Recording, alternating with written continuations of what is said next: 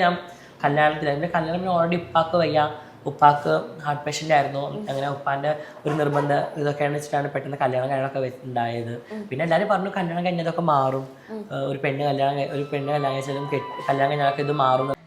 Jassie relate ചെയ്തിട്ടുള്ള രണ്ടാമത്തെ video ആണ് ഞാനൊരു യൂട്യൂബ് ചാനൽ അപ്ലോഡ് ചെയ്യുന്നത്.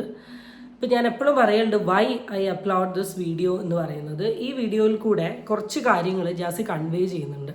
അപ്പം അതിൻ്റെ ചില കൈൻഡ് ഓഫ് റിയാലിറ്റി അല്ലെങ്കിൽ ഒരു സാധാരണ വ്യക്തി എന്ന രീതിയിലുള്ള സൈഡ് എനിക്കറിയാം.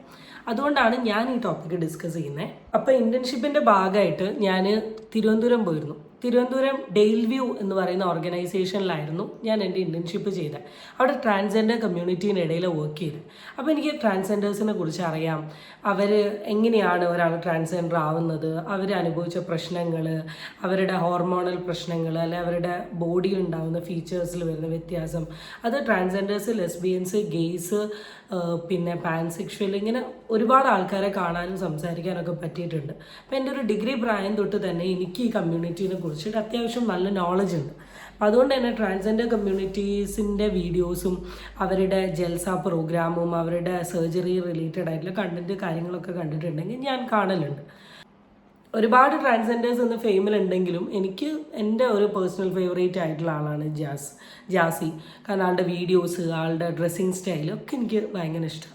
ഇപ്പോൾ റീസെൻ്റ്ലി ജാസീൻ്റെ ഒരു ഇൻ്റർവ്യൂ വന്നതിന് ശേഷം ആ ഇൻ്റർവ്യൂവിൽ കുറേ ഭാഗങ്ങൾ ഇങ്ങനെ ഷോർട്ടായിട്ട് കണ്ടു. അപ്പോൾ അത് റിലേറ്റ് ചെയ്തിട്ട് അതിൽ പറയുന്ന ഒരു കാര്യമാണെന്ന് നമ്മൾ സംസാരിക്കുന്നത്. കാരണം ജാസി എന്ന് പറയുന്ന ആൾ ഓൾറെഡി ഒരു കല്യാണം കഴിച്ചതാണ്. അപ്പോൾ ആ കല്യാണം കഴിച്ച പെണ്ണിനെ ചതിച്ചല്ലോ, അല്ലെങ്കിൽ കല്യാണം കഴിച്ച പെണ്ണ് ആയിട്ട് നീ ജീവിച്ചല്ലോ, പിന്നെ ഇപ്പം നീ എങ്ങനെ പെണ്ണായി മാറി, ഇങ്ങനത്തെ കുറേ കാര്യങ്ങളും അല്ലെങ്കിൽ ഡയലോഗും കാര്യങ്ങളൊക്കെ നടക്കുന്നുണ്ട്. അപ്പം അതിനൊക്കെ ഒരു ഉത്തരമായിട്ട് ഇൻ്റർവ്യൂവിൽ പറയുന്ന കുറച്ച് കാര്യങ്ങൾ നമുക്ക് വേഗം ഒന്ന് നോക്കാം. നിങ്ങളുടെ പേഴ്സണലായിട്ട് ഞാൻ ചോദിക്കുകയാണ്, വിത്ത് യുവർ പെർമിഷൻ. കല്യാണം കഴിഞ്ഞ വ്യക്തിയാണ്, അതായത് ഒരു സ്ത്രീനെ കല്യാണം കഴിച്ചതാണ്, കുട്ടിയുണ്ട് എന്ന് ചിലടത്ത് ഞാൻ കണ്ടു, ചിലടത്ത് കുട്ടിയില്ല, കുട്ടി ഉണ്ടെന്നൊക്കെ ഞാൻ. കുട്ടി ഉണ്ടായാലും ഒരിക്കലും ഞാൻ ഈ ലൈഫിലേക്ക് മാറത്തില്ല, അത് വേറെ കാര്യം. ഇനി കുട്ടിയാവാൻ പറ്റാത്തത് കൊണ്ടും എനിക്ക് ആ സ്ത്രീയുമായിട്ട് ഒരു ബന്ധത്തിൽ ഏർപ്പെടാൻ പറ്റാത്തത് കൊണ്ട് ഞാൻ ക്വിറ്റ് ചെയ്തതാണ്. അതുകൊണ്ടാണ് ആ കുട്ടിയും ക്വിറ്റ് ചെയ്തത്. നേരെ മറിച്ച് ഞങ്ങൾ തമ്മിലൊരു ഫിസിക്കൽ ബന്ധമുണ്ട്, ഒരു കുട്ടി ഉണ്ടെന്നുണ്ടെങ്കിൽ ഒരിക്കലും ഞാനൊരു സ്ത്രീ ആയിട്ട് ഡിക്ലെയർ ചെയ്ത് ഞാൻ മുന്നോട്ട് വരത്തില്ല. ട്രാൻസ്ജെൻഡർ കമ്മ്യൂണിറ്റി എന്ന് പറഞ്ഞാൽ ഫസ്റ്റ് ഓഫ് ഓൾ ബേസിക്കലി മനസ്സിലാക്കേണ്ടത്, അവർ ജനിക്കുന്ന സെക്സിന് ഓപ്പോസിറ്റ് ആയിരിക്കും അവരുടെ ജെൻഡർ ഐഡൻറ്റിഫൈ ചെയ്യുക. ഇതാണ് ട്രാൻസ്ജെൻഡർ.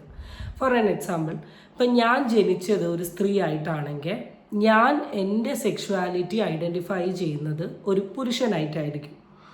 അതാണ് ഈ ട്രാൻസ്ജെൻഡർ കമ്മ്യൂണിറ്റി. ജനിക്കുന്നത് ഒരു സെക്സിലും ജെൻഡർ വേറൊന്നിലും താല്പര്യമുള്ള കാറ്റഗറിയിലുള്ള ആൾ. ഇവിടെ ജാസി ബേസിക്കലി ചെറിയ പ്രായം തൊട്ടിട്ടേ ഒരു ആൺകുട്ടിയാണെങ്കിലും പെണ്ണുങ്ങളുടെ കുറേ ഫീച്ചേഴ്സും കാര്യങ്ങളൊക്കെ കാണിച്ചിരുന്നു. അപ്പം അങ്ങനെയാണ് ജാസിനോട് എല്ലാവരും പറഞ്ഞത്, ഒരു കല്യാണമൊക്കെ കഴിച്ചിട്ടുണ്ടെങ്കിൽ ഇതൊക്കെ മാറും, നീ റെഡിയാവും എന്ന് പറഞ്ഞിട്ടാണ് ജാസി കല്യാണം കഴിക്കുന്നത്. അപ്പോൾ ഈ കല്യാണം കഴിച്ചെങ്കിലും ചിലപ്പോൾ വീട്ടുകാരുടെ ഒരു പ്രഷർ വരുന്ന സമയത്ത്, കാരണം ഇന്നാണ് ഈ ട്രാൻസ്ജെൻഡർ എന്ന് പറയുന്ന ഒരു കമ്മ്യൂണിറ്റി ഇന്ന് ഈ 90s, I thought 90s 20s അത്യാവശ്യം ഫ്ലറിഷ്ഡ് ആയിട്ട് ആൾക്കാർ മുഴുവൻ അറിയുന്ന ഒരു ലെവലിലോട്ട് എത്തിയത്. അപ്പോൾ പണ്ടൊന്നും ഇതെന്താണെന്നൊന്നും ആർക്കും അറിയില്ല. അപ്പം നമ്മളിങ്ങനെ കൺഫ്യൂസ്ഡ് ആയിരിക്കും, എന്ത് ഇത് ഞാൻ ഇങ്ങനെയാണല്ലോ, എനിക്ക് എന്താ ഇങ്ങനെ ഒരു ഫീല്, ഇങ്ങനെ ഒരു കൺഫ്യൂസ്ഡ്. നമുക്ക് പുറത്തിറങ്ങി വരാനോ നാലാളോട് പറയാനോ ഒന്നും പറ്റാത്തൊരു സിറ്റുവേഷൻ ആയിരിക്കും. അപ്പം ആ സിറ്റുവേഷനിൽ നമ്മളുടെ വീട്ടുകാരെന്താണോ പറയുന്നത് അതനുസരിച്ചിട്ട് ഇങ്ങനെ മിണ്ടാണ്ട് മാറി നിൽക്കുക, അതായിരിക്കും അന്നത്തെ ഒരു സിറ്റുവേഷൻ. ചിലപ്പം ആ ഒരു സിറ്റുവേഷനെ പുറത്തായിരിക്കാം ജാസിക്ക് കല്യാണം കഴിക്കേണ്ടി വന്നിട്ടുള്ളത്. അത് ജാസി മാത്രമല്ല, ഈ ലോകത്ത് ഇപ്പോഴും എത്രയോ ആൾക്കാർ സ്വന്തം ജെൻഡർ പുറത്ത് പറയാണ്ട് ആണായിട്ട് അഭിനയിച്ചും പെണ്ണായിട്ട് അഭിനയിച്ചും നിൽക്കുന്ന എത്രയോ ഇതുണ്ട്. അപ്പോൾ നിങ്ങൾ ഈ കൊറ്റക്കുളങ്ങര അമ്പലം അല്ലേ, എനിക്ക് അമ്പലത്തിൻ്റെ എക്സാക്റ്റ് അറിയില്ല. ആ അമ്പലത്തിൽ തന്നെ എത്ര ആൾക്കാരെ സ്ത്രീവേഷം കെട്ടി വരുന്നത്. ഞാൻ തിരുവനന്തപുരത്ത് ഇൻറ്റേൺഷിപ്പ് ചെയ്ത സമയത്ത് നമുക്ക് അവരെ ഈ ട്രാൻസ്ജെൻഡേഴ്സിൻ്റെ തുടർ ജില്ലാ കലോത്സവം കേരള യൂണിവേഴ്സിറ്റിയിൽ ഉണ്ടായിരുന്നു, അതിൻ്റെ ചാർജ് ഉണ്ടായിരുന്നു 1 ഡേ. അവിടെ ഞാൻ എത്രയോ ആൾക്കാരെ പരിചയപ്പെട്ടിട്ടുണ്ട്. ഇവരൊക്കെ കല്യാണം കഴിഞ്ഞ് ഭാര്യേൻ്റെയും കുട്ടികളുടെ കൂടെയൊക്കെ ജീവിക്കുന്നതാണ്. പക്ഷെ ഇവർക്ക് ഇവരുടെ ഒരു ഐഡൻറ്റിറ്റി റിവീൽ ചെയ്യാൻ പറ്റുന്നത് ഇങ്ങനെ പുറമെ എവിടെയെങ്കിലുമൊക്കെ വരുന്ന സമയത്താണെന്ന് പറഞ്ഞിട്ട് ആ ടൈമിൽ സാരിയൊക്കെ കൊടുത്ത് നടക്കുന്ന ആൾക്കാരുണ്ട്. അങ്ങനെ ഒരു സിറ്റുവേഷനിലായിരിക്കാം ഈ പെർട്ടിക്കുലർ ജാസി എന്ന് പറയുന്ന ആൾക്ക് കല്യാണം കഴിക്കേണ്ടി വന്നത്. പക്ഷെ കല്യാണം കഴിഞ്ഞ സമയത്ത് അവരുടെ രണ്ടുപേരുടെ ഇടയിലും ഒരു നല്ല രീതിയിലുള്ള ഒരു റിലേഷൻഷിപ്പ് ഇല്ല എന്ന് തോന്നിയ സമയത്ത് ഓട്ടോമാറ്റിക്കലി അവർ രണ്ടുപേരും സെപ്പറേറ്റഡ് ആയിട്ട് പോവുകയും ചെയ്തു. പിന്നെ കുട്ടി, അതൊക്കെ പിന്നെ ഒരു പൊടി കൂട്ടി പറഞ്ഞാലല്ലേ നമ്മുടെ വീഡിയോക്കൊക്കെ ഒരു കനപ്പുണ്ടാവും. ഇവിടെ വരുന്നൊരു ചോദ്യമാണ്, ഒരു ട്രാൻസ്ജെൻഡർ കമ്മ്യൂണിറ്റിയിലുള്ള ഒരാളാണെങ്കിൽ നിങ്ങൾക്ക് അങ്ങ് തുറന്നു പറഞ്ഞാൽ പോരെ, ആ വിഷയം അവിടെ തീരില്ലേ? അപ്പം അതിനുള്ള റിപ്ലൈ ഇതാ. വീട്ടുകാർ കല്യാണം നിശ്ചയിക്കുന്നു, പെണ്ണ് കാണാൻ, അങ്ങനെയുള്ള കുറേ ചടങ്ങുകളൊക്കെ കഴിഞ്ഞിട്ടാണ് ലാസ്റ്റാണ് കല്യാണത്തിലേക്ക് എത്തുന്നത്. ഈ സമയങ്ങളിലൊന്നും എനിക്ക് ഈ കല്യാണം വേണ്ട, എനിക്കൊരു പെൺകുട്ടീനെ കല്യാണം കഴിക്കാൻ പറ്റില്ല എന്ന് പറഞ്ഞിട്ട് ഞാൻ ഉമ്മാനോടൊക്കെ പറഞ്ഞിട്ടുണ്ട്. പെണ്ണ് കാണൽ ഞങ്ങളുടെ കല്യാണത്തിൽ അങ്ങനെ പെണ്ണ് കാണലായിട്ടൊരു കല്യാണം ഉണ്ടായിട്ടില്ല. ഞാൻ ദുബായിലായിരുന്നു, ഫോട്ടോ കണ്ട് അങ്ങോട്ട് കൊണ്ട് ഇഷ്ടപ്പെട്ടു. പിന്നെ നാട്ടിലേക്ക് വരുന്നു, കല്യാണത്തിൻ്റെ നിക്കാഹിൻ്റെ ഒരു 5-6 ദിവസം മുമ്പ് ഒന്ന് ജസ്റ്റ് അവരുടെ വീട്ടിൽ പോകുന്നു, ഇറങ്ങുന്നു, അത്രയേ ഉള്ളൂ. പെണ്ണ് കാണൽ ചടങ്ങായിട്ടൊന്നും വലിയ ഇതൊന്നും ഉണ്ടായിട്ടില്ല. അപ്പോൾ അതുകൊണ്ട് പിന്നെ എനിക്ക് ഭയങ്കര പേടിയായിരുന്നു. കാരണം ഞാൻ കല്യാണം വരുമ്പോൾ എനിക്ക് ടെൻഷനായിരുന്നു. കാരണം ഞാൻ കല്യാണത്തിന് ഞാൻ ആളുകളെ പോലെ അഭിനയിക്കണമല്ലോ, ഉള്ളിൽ സ്ത്രീ ആണെങ്കിൽ പോലും അഭിനയിച്ച് നിൽക്കണമല്ലോ ആളുടെ മുമ്പിൽ. അപ്പോൾ ഞാൻ എൻ്റെ ഫോട്ടോഗ്രാഫർ എന്നെ അറിയുന്ന ഒരാളായതുകൊണ്ട് അവരോട് ഞാൻ പറയും, എടുക്കുന്ന പോസൊക്കെ ഇങ്ങനെ ശരിക്കും പറഞ്ഞാൽ ഒരു ട്രാൻസ്ജെൻഡറിൻ്റെ ദയനീയ അവസ്ഥ തന്നെ അതിൽ കൂടെ ജാസി കൺവേ ചെയ്തിട്ടുള്ളത്. കാരണം ഒന്ന് ആലോചിച്ച് നോക്ക്, ഇപ്പം ഞാനൊരു പെൺകുട്ടിയാണ്, എന്നെ വേറൊരു പെൺകുട്ടീനെ കൊണ്ട് കല്യാണം കഴിപ്പിക്കുന്ന ഒരു സിറ്റുവേഷൻ ആലോചിച്ച് നോക്ക്. എൻ്റെ ഒരു ജെൻഡർ ഐഡൻറ്റിറ്റിയിലോ അല്ലെങ്കിൽ എൻ്റെ ഒരു സെക്ഷൽ ഓറിയൻറ്റേഷനോ എനിക്ക് തോന്നുന്നത് ഒരു മെയിലിൻ്റെ അടുത്താണ്. ഞാനൊരു സ്ത്രീയെ കല്യാണം കഴിച്ച് ജീവിക്കാൻ എന്നെ കൊണ്ട് സാധിക്കുമോ? ഇല്ല. ഇപ്പോൾ ജാസി എന്ന് പറയുന്നൊരു പെണ്ണ് വേറൊരു പെണ്ണിനെ കല്യാണം കഴിക്കാൻ പോകുമ്പോൾ അവരുടെ ഒരു സിറ്റുവേഷൻ ആലോചിച്ച് നോക്ക്.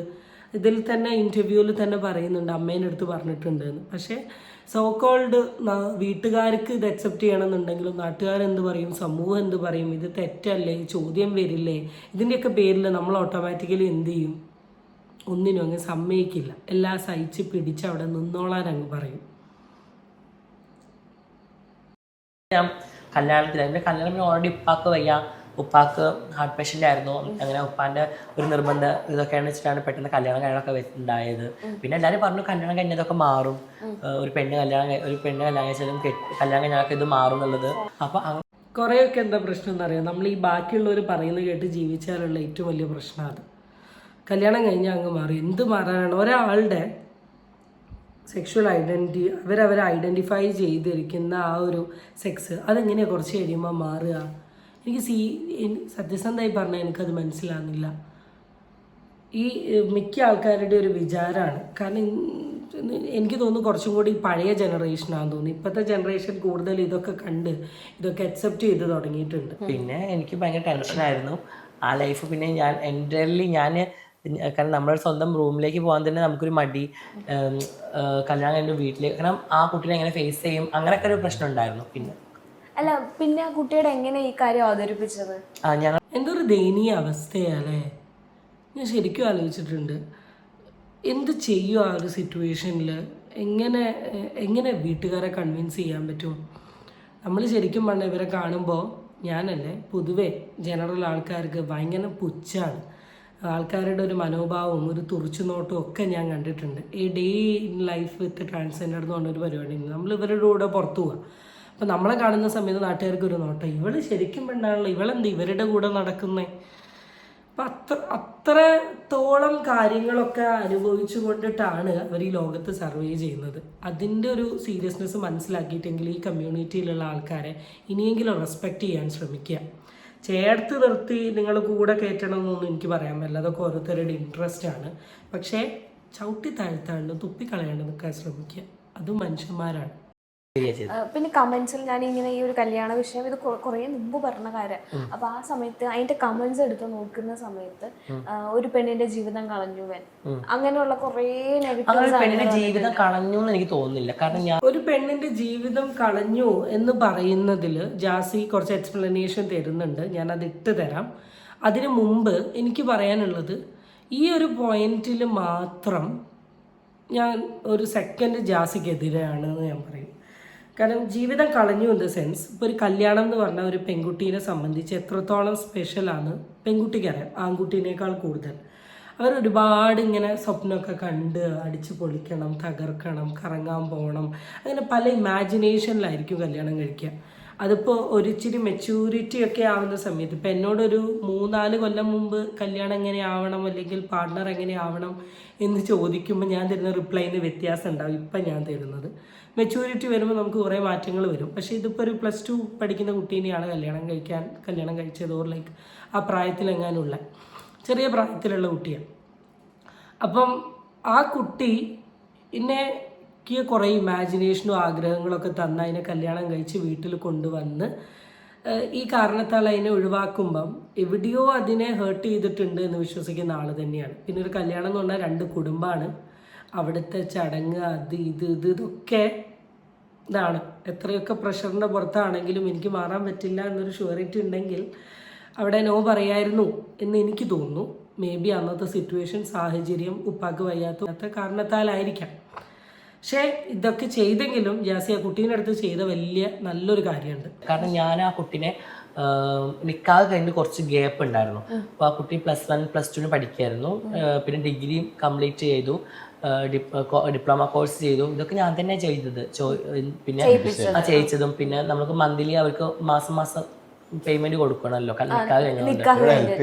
അങ്ങനെ അത്യാവശ്യം ഹെൽപ്പും കാര്യങ്ങളൊക്കെ ചെയ്തിട്ടുണ്ട്. പിന്നെ ഡൈവോഴ്സ് ചെയ്ത സമയത്തും ഞങ്ങൾ അത്യാവശ്യം നല്ലൊരു എമൗണ്ട് കൊടുത്തിട്ടാണ് മ്യൂച്വൽ അണ്ടർസ്റ്റാൻഡിങ്ങിൽ പിരിയുന്നത്. പിന്നെ വെച്ചാൽ ഒരു ചെറിയ പ്രായത്തിലുള്ള കുട്ടി ആയതുകൊണ്ട് തന്നെ ആ കുട്ടീനെ ഹയർ സ്റ്റഡീസ് പഠിപ്പിക്കാൻ ജാസി കോൺട്രിബ്യൂട്ട് ചെയ്തിട്ടുണ്ട്. മന്ത്ലി കുട്ടിക്ക് ക്യാഷ് കാര്യങ്ങളൊക്കെ കൊടുത്തിട്ടുണ്ട്.